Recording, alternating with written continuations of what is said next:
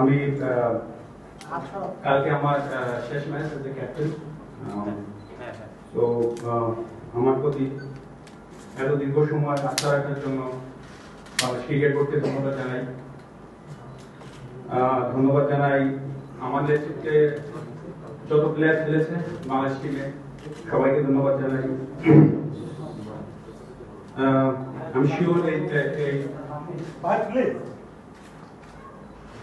আমি শিওর এই প্রক্রিয়াটা এত সহজ ছিল না। লাস্ট 5-6 বছরের যে জার্নি ছিল, আমি ধন্যবাদ জানাই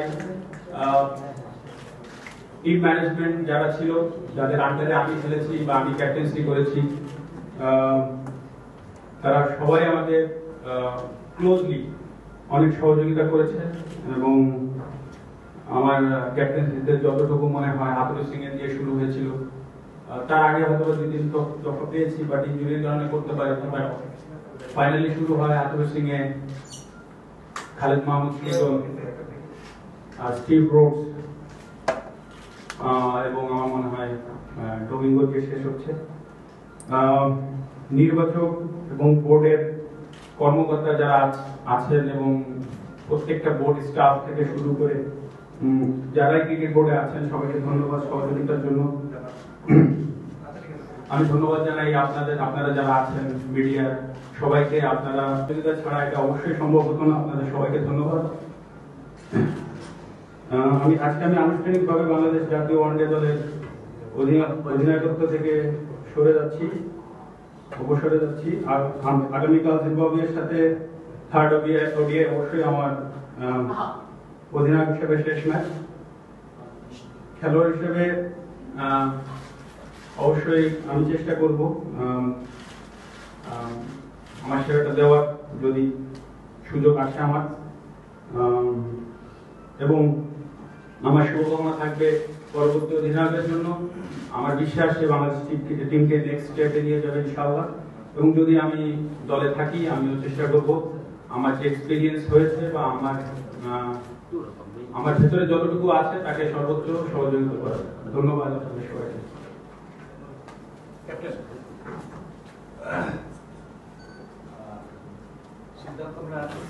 আগে একবার কথা প্রসঙ্গে প্রেসিডেন্ট বলেছিলেন, ইঙ্গিত দিয়েছিলেন, সিদ্ধান্তটা কি বোর্ড আপনাকে নিয়ে দিল না আপনি সিদ্ধান্ত নিলেন? না, সিদ্ধান্তটা আমি নিয়েছি। সেটা আপনার।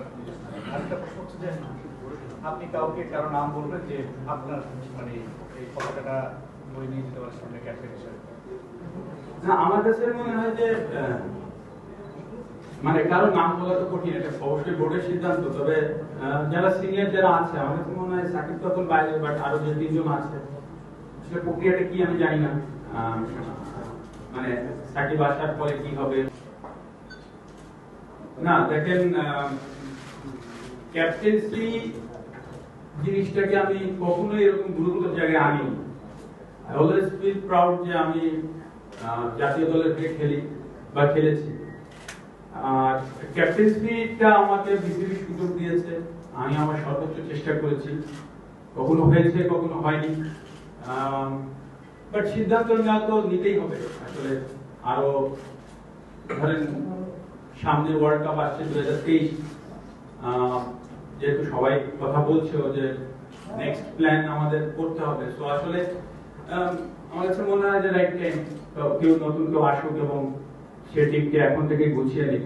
তবে আমি আশা করব যেটা প্ল্যান করা হয়েছে সেটা যদি স্ট্রিক্ট থাকে, যে this captain will be my 2003 captain. অনেক অর্জনের খাতায় আপনার সমৃদ্ধ, বিশ্বকাপে ভালো খেলেছেন, চ্যাম্পিয়ন্স ট্রফিতে আপনার নেতৃত্বে দল ভালো খেলেছে। যদি প্রাপ্তি আর অপ্রাপ্তির হিসাবটা মেলেন, আপনি কি কোনো আক্ষেপ নিয়ে আপনি যাচ্ছেন কিনা অধিনায়ক হিসেবে? মানে কোনো কিছু না পাওয়ার হতাশা আছে কিনা? না, দেখেন আমার ক্যারিয়ারটাই তো অনেক আগে শেষ হয়ে যেতে পারতো। তো যতটুকু পেয়েছি আল্লাহর কাছে হাজার শুকরিয়া যে এতটুকু আসতে পেরেছি। তো প্রাপ্তির বিষয়ে আসলে একজন খেলোয়াড় পক্ষে বলা খুব কঠিন। অপ্রাপ্তি খুব সহজেই বলতে পারা যায়। তো অনেক অপ্রাপ্তি আছে, কিন্তু সেটাও দিন শেষে আমার কাছে প্রাপ্তি, কারণ ওটাই হয়েছে। বাট অনেস্টলি বলবো যে আমি এই দায়িত্বটাকে সর্বোচ্চ প্রাধান্য দিয়ে আমি চেষ্টা করেছি।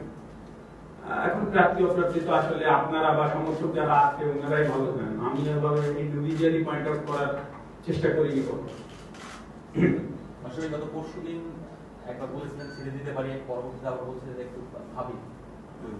এই সময়ের মধ্যে অল্প সময়ের মধ্যে মানে ডিসিশনটা না, টু বি অনেস্ট আর এত ভাবাভাবি করিনি। আমার কাছে মনে হয় যেহেতু সবাই মানে আপনি যদি আউটসাইডে চিন্তা করেন যে সবাই চাচ্ছে যে 2023-এ নতুন ক্যাপ্টেন আনার সময় হয়েছে, তো আমাকে কিন্তু ভাবা উচিত, আমি মনে করি যে আমার ভাবা উচিত ছিল। তো ভাবার চেষ্টা করলেও আসলে আমি অত ভাবতে পারি না, তো আমি আসলে অত ভাবিনি। আজকে সকালে মনে হয়েছে যে টু বি অনেস্ট আজকে সকালেই মনে হয়েছে, কালকে পর্যন্ত এই ডিসিশনে ছিলাম, আজকে সকালেই মনে হয়েছে সেনা। তবে যেটা বললাম যে কথাগুলো হয়েছে বা হচ্ছিল, এটা অবশ্যই আমার যে কাজ নিয়েও আপনাকে ভাবাবে, তো এটাও অবশ্যই নর্মাল প্রসেস। তবে যে কথাগুলো হয়েছে আমি আশা করবো এই কথাটা যেন স্ট্রিক্ট থাকে, যে আমার নেক্সট ক্যাপ্টেন যেন 2023-এর, এমন না যে এক বছর ওয়ার্ল্ড কাপের আগে, এক বছর আগে হুট করে ওকে দিয়ে চলছে না, যেটা বাংলাদেশে অবরোধ হয়। সেটা হলেও তো মানে এই আমাকে নিয়ে যে কথাগুলো হচ্ছে, যে প্রসেসটা চালু হয়েছে, তাহলে সেই প্রসেসটা স্ট্রিক্ট থাকা হলো না। তো আমি আশা করবো এবং আপনার যেটা বোর্ডের থেকে একটা সাকিব না আসা পর্যন্ত আপনার প্রতি একটা ছিল না, আমার সাথে এরকম আলোচনা হয়নি আসলে। যেটা বললাম যে আমি ভাবতে পারবো তখনই যখন আলোচনার ভিত্তিতে অনেক কিছু হতে পারে। তা আমার কাছে মনে হয় যে আসলে অত ডিসকাশনে আমার যাওয়ার দরকারও ছিল না। আমার কাছে মনে হয়েছে স্টুডেন্ট ক্যাপ্টেন যখন শুরু করেছিলেন একটা টার্গেট তো অবশ্যই ছিল, আপনি যেখানে রেখে যাচ্ছেন টার্গেট ফুলফিল আপ। পৃথিবীর কেউ বলতে পারবে না যে আপনি ফুলফিল করে যাচ্ছেন। তবে আমি বললাম যে প্রাপ্তির কথা আমি বলতে পারবো না, অপ্রাপ্তির কথা চোখ বন্ধ করেই মানুষ বলে দিতে পারে যে আসলে ফেলিওর গুলো কি ছিল।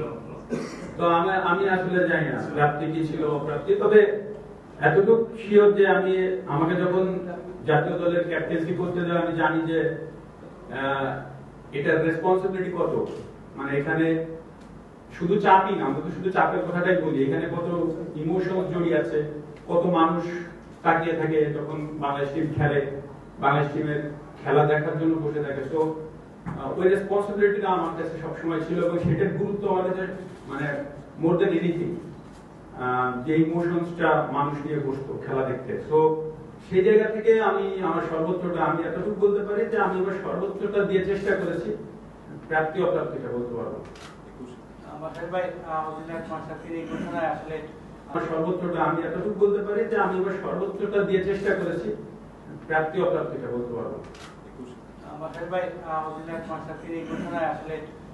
আপনার নিজের তৃপ্তি মানে অধিনায়কত্ব তো একটা পিরিয়ড শেষ হচ্ছে, আপনার নিজের মানে তৃপ্তি কতটা সবকিছু নিয়ে, এবং এই ঘোষণার মধ্যে কিছু কি আপনার অভিমানও আছে কিনা?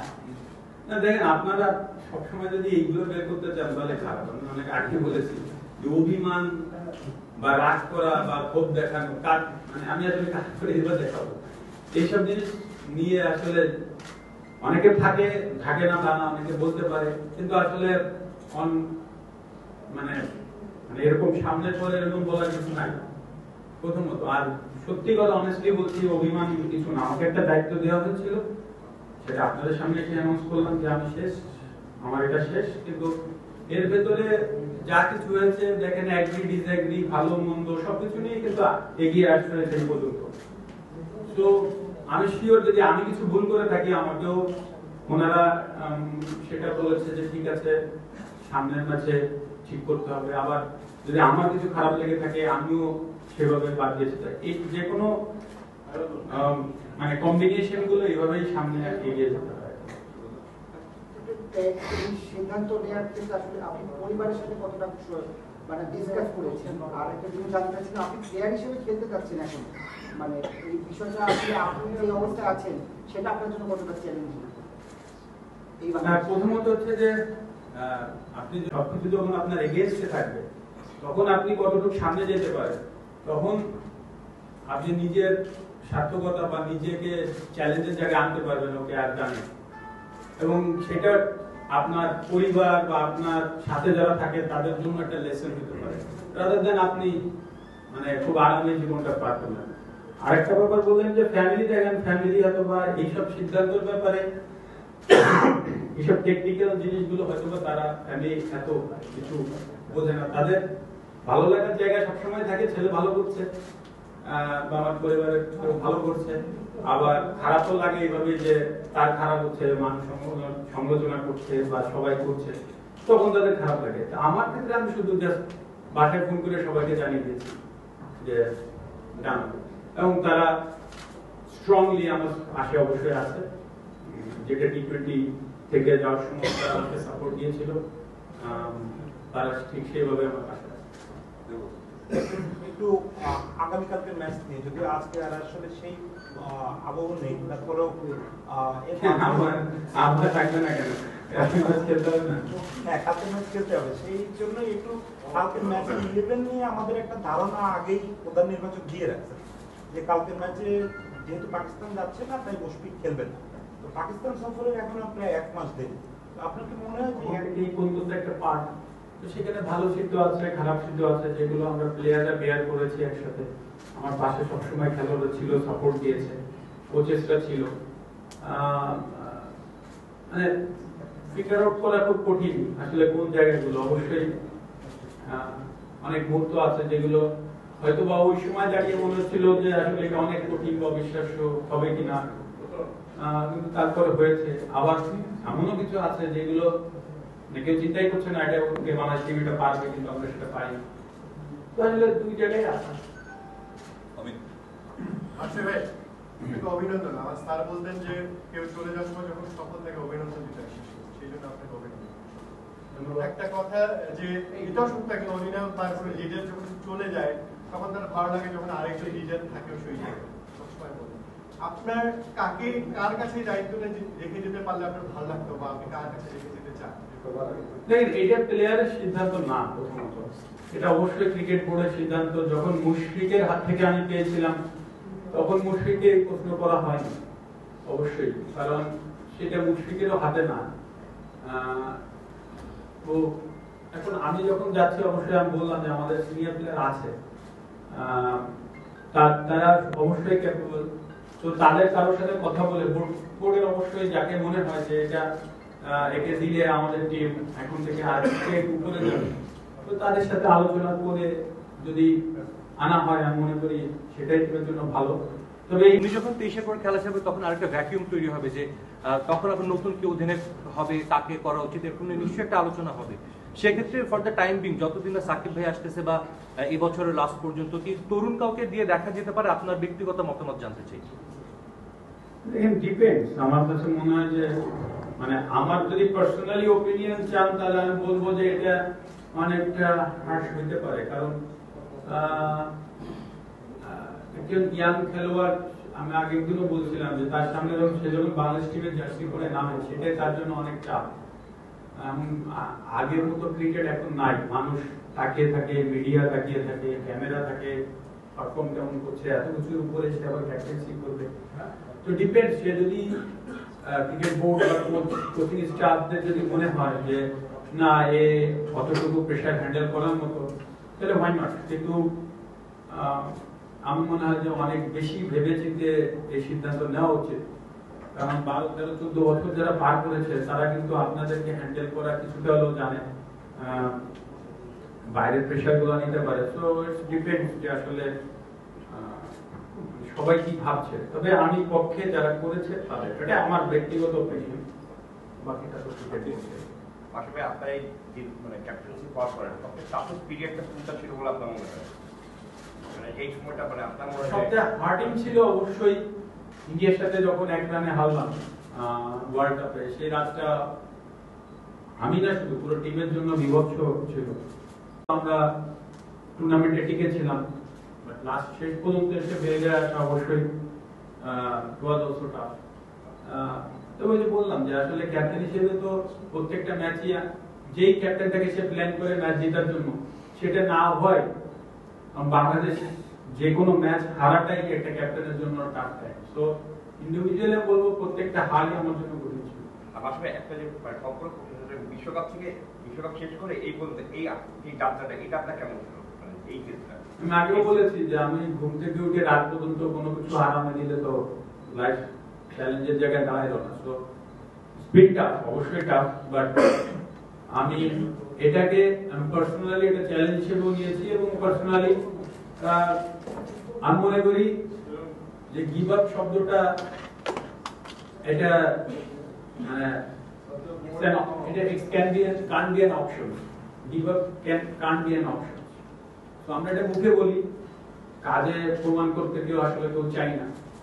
তো এই টাফ টাইমটা পার করে মানে যেতেই পারে, থেকে আরো বেশি টাফ টাইম যেতে পারে। তো ওটাকে গিভ আপ করা এক জিনিস আর গিভ আপ না করা একটা। Last 3 questions. ক্যাপ্টেন, আপনি বললেন যে আপনি এই ডিসিশনটা আপনি নিজেই নিয়েছেন।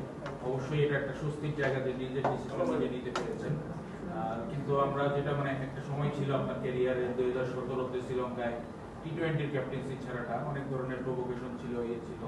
তখন তো তৃপ্তি বা আনন্দের জায়গা নিয়ে আলোচনা হলো, মানে ক্যাপ্টেন।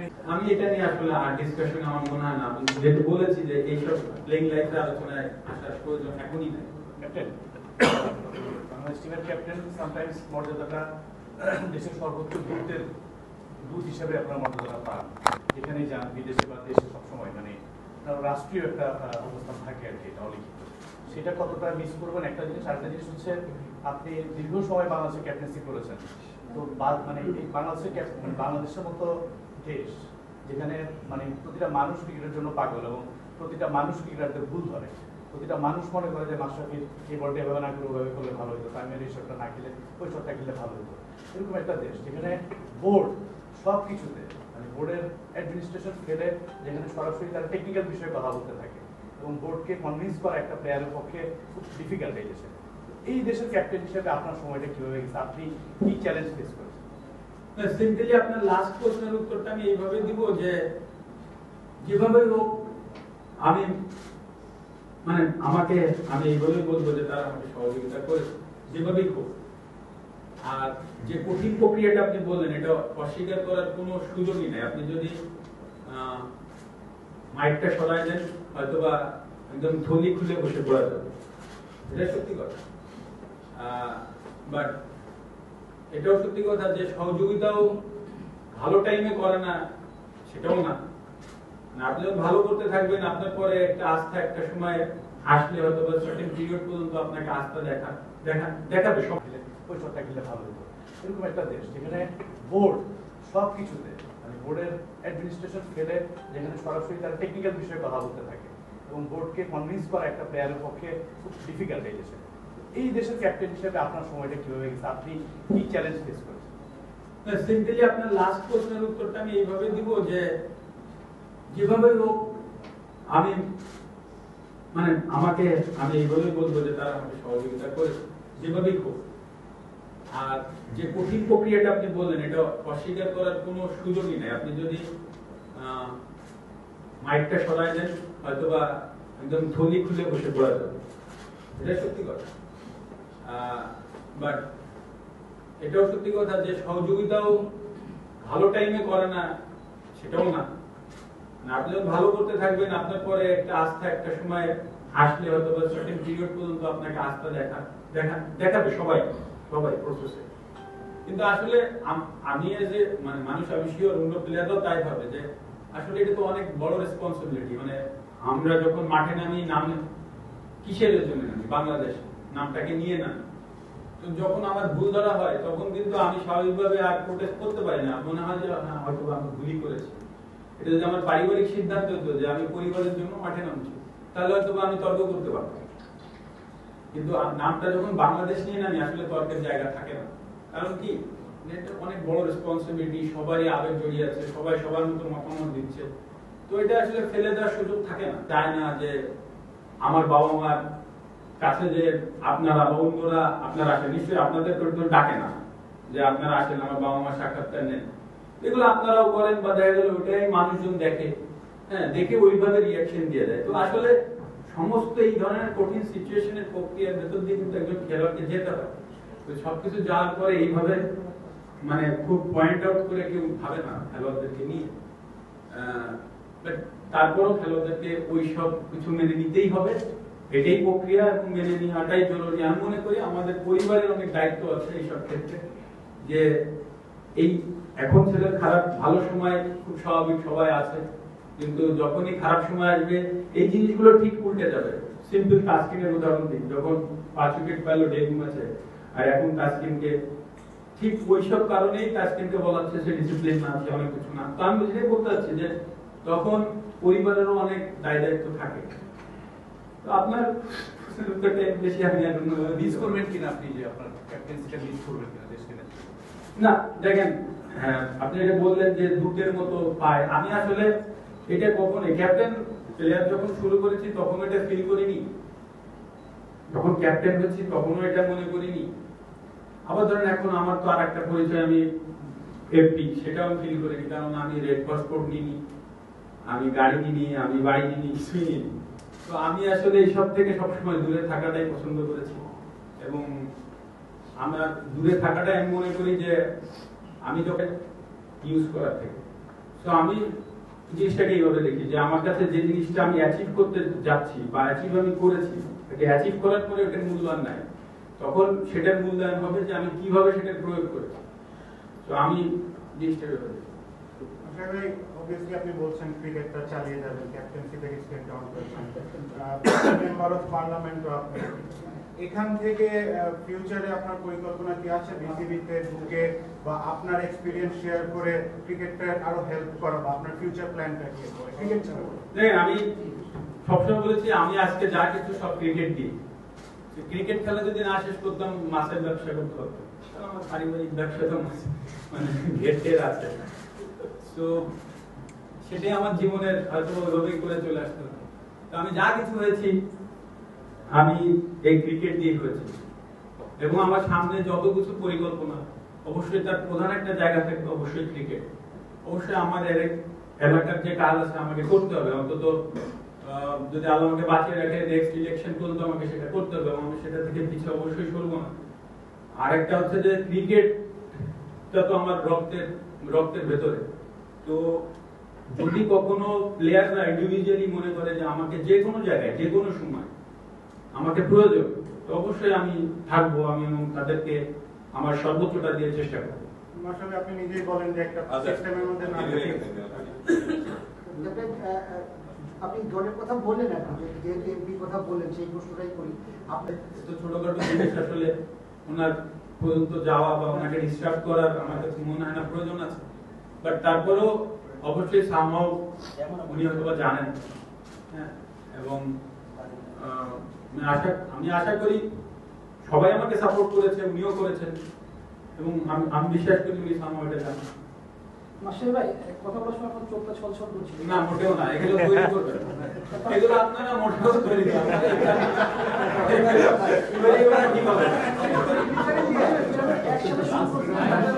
আমি আপনাকে একটু আগে এটার এক্সপ্লেনেশন দিয়েছি যে এই সিটটা যখন আমি পেয়েছিলাম তখন ওটা শেষ লেখা হয়ে গেছে, তার আগ পর্যন্ত এই সিটটার জন্য সব ওপেন ছিল।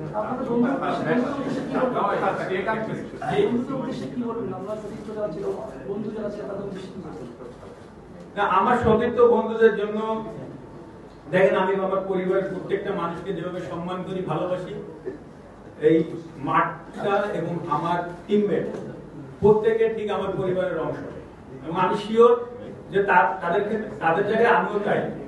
তো তাদের প্রতি আমার সম্মান এবং শ্রদ্ধা সবসময় ছিল, আছে, থাকবে, এবং শুভকামনা ভবিষ্যতেও থাকবে। ভাই ম্যাচ নিয়ে একটু কথা বলতে চাই। কালকে ম্যাচ আপনি জিতলে 50 ম্যাচ জিতবেন অ্যাজ এ ক্যাপ্টেন, যেহেতু ম্যাচ জয় হবে, এবং ম্যাচটা কি খুব বেশি মানে দুটো জিতে গেছে, মানে ইজি হবে কিনা কেমন হতে পারে? আর হচ্ছে একাদশে যেমনটা আমরা দেখেছি যে সমস্যা হয়েছে, হয়তো শান্তর সমস্যা আছে, একাদশে কিন্তু কাউকে দেখতে পারি কিনা আপনি বা নাই? নতুন একাদশ নিয়ে সত্যি কাজ নাই, আমি এটা কিন্তু বিসিবি কে বলছি না, আমি বলছি যে যেই আসে একটা কোচ যখন নতুন আসে সে তার এক্সপেরিমেন্ট করে, আমাদের একটা ধারণা তার প্রতি থাকা উচিত বা তাকে দেওয়া উচিত। আমি যেটা মনে করি যে ধরেন মুশফিককে কিভাবে হ্যান্ডেল করতে হবে, মুশফিককে নিয়ে যদি আপনি জোকিং এর সর্বোচ্চ পর্যায়ে চলে যান, তাহলে আমাদের কি অ্যাসেট আমরা নাড়াচাড়া করছি এটা কি আমরা ভাবি কিনা। মুশফিক কতদিন এখনো খেলবে, 5-6 বছর। তো ওকেও আমাকে প্রফেশনালিজম যদি ওর ঠিক না থাকে সেটাও আমাকে তার সাথে আলোচনা করতে হবে যে তুমি এটা ঠিক করছো না। বাট মানে সেটা শুধু মুশফিক বললাম কেন, আমি সবার কথাই বলছি। কিন্তু তাকে সর্বোচ্চ যে সম্মান এবং তার থেকে সেরাটা নিয়ে আসার জন্য যে প্রক্রিয়া আছে সেটাই প্রফেশনালিজম। এটা শুধু আমি যে বলি না বিসিবি বা এটা আমাদের প্লেয়ারের ক্ষেত্রেও তাই, মানে আমাদের প্লেয়ারদেরও দায়িত্ব আছে, বোর্ডের দায়িত্ব আছে, ম্যানেজমেন্টের দায়িত্ব আছে। এমন না যে 2 বছর পর পর একজন কোচ আনলাম, সে তার মতো এক্সপেরিমেন্ট করে সে সামনে নিয়ে চলে গেল। তো আমাদের সবাই ভাবতে হবে দেশটা আমাদের, এবং এই দেশের খেলোয়াড়রাই এই দেশকে নেক্সট স্টেপে নিয়ে যাবে। তো এখানে যদি কেউ এসে এক্সপেরিমেন্ট করতে চায়, সেটা যদি মানে মনে হয় যে বাংলাদেশ ক্রিকেট ইমপ্রুভ হবে, তাকে সর্বোচ্চ সহযোগিতা করা উচিত। আর সেই এক্সপেরিমেন্টটায় যদি কোনো সন্দেহ থাকে তাহলে অবশ্যই তাকে স্টপ করা উচিত।